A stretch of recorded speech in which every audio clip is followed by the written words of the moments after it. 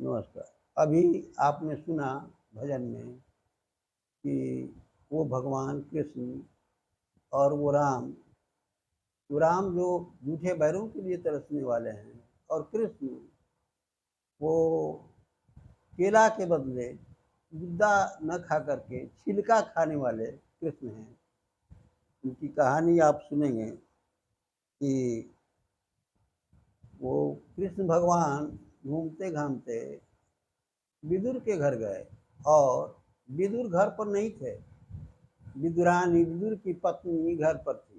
तो वो प्रेम में विभोर होकर, प्रेम के वशीभूत होकर विदुरानी क्या करती थी, केला खिलाने लगी भगवान कृष्ण को। और वो कृष्ण भगवान क्या कैसे खिलाने लगी, वो गुद्दा को फेंकने लगी, और प्रेम में इतना विह्वल हो गई, इतना भूल गई कि वो मन में सोच रही है कि मैं कृष्ण भगवान को गुद्दा ही खिला रहा हूँ, लेकिन नहीं, गुद्दा को फेंकती जाती थी और छिलका को भगवान कृष्ण को खाने के लिए वो दिया करती थी।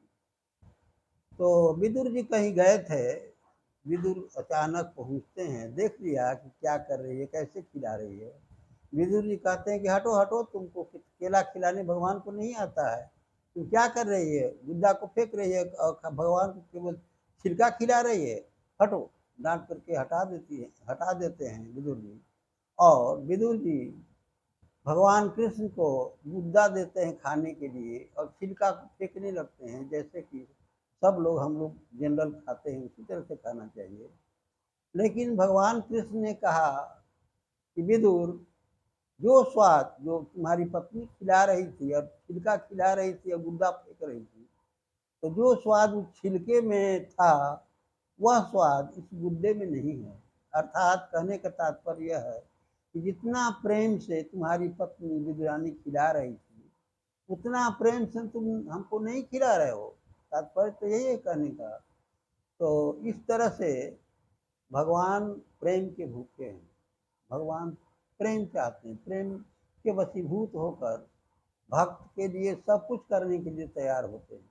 आपने सुना होगा विद्यापति के यहाँ कृष्ण भगवान जूठा बर्तन मलते थे, जूठा खाते थे, सब कुछ करते थे, उगना नाम से रहते थे, वो कहानी में कह चुका हूँ तुम्हें।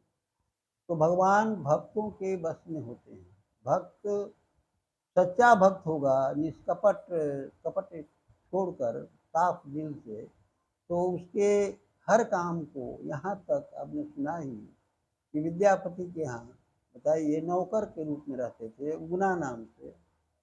तो कहानी बाद में मैं प्रस्तुत करूँगा। तो कहने का तात्पर्य है कि साफ दिल, निष्कपट भाव से जो भक्त भगवान को भजते हैं, तो भगवान उसकी हर कठिनाई में, हर मुसीबत में आड़े हाथ लेते हैं, खड़े हो जाते हैं। और भक्त को यह अनुभव नहीं होता है यह काम कैसे संपन्न हो गया। कहा गया है कि निर्मल मन जन सोई मोहि पावा। भगवान ने कहा है कि निर्मल मन जन सोई मोहि पावा, मोहि कपट छल छिद्र न भावा, निर्मल मन जन सोई मोहि पावा।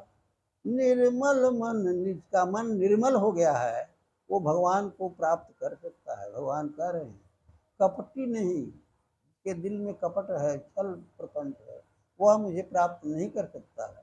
इतना ही कहकर मैं अपनी वाणी को विराम देता हूँ। श्रोताओं को नमस्कार।